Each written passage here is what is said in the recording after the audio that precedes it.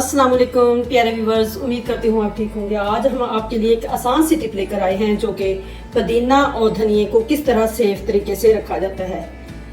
ये तकरीबन हफ्ता 10 दिन इजी इसमें निकल जाते हैं, जो कि आसान तरीका है।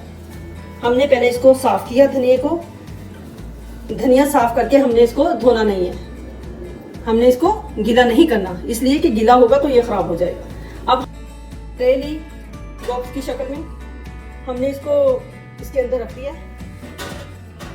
बॉक्स के अंदर रख दिया हमने। और ये है पुदीना जो कि हमने साफ किया हुआ है और इसको इसके अंदर रख दिया।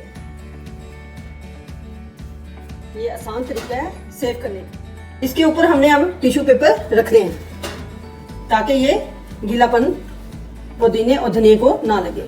अब हम इसको ऊपर से कवर कर देते हैं। रैपर की मदद से हमने इसको कवर कर दिया है। आप इजी हफ्ता इसको इस्तेमाल कर सकते हैं। हमारी टिप पसंद आए, लाइक करना, सब्सक्राइब करना और बेल आइकन को प्रेस करना ताकि हमारी वीडियो बर वक्त आप तक पहुंचती रहे।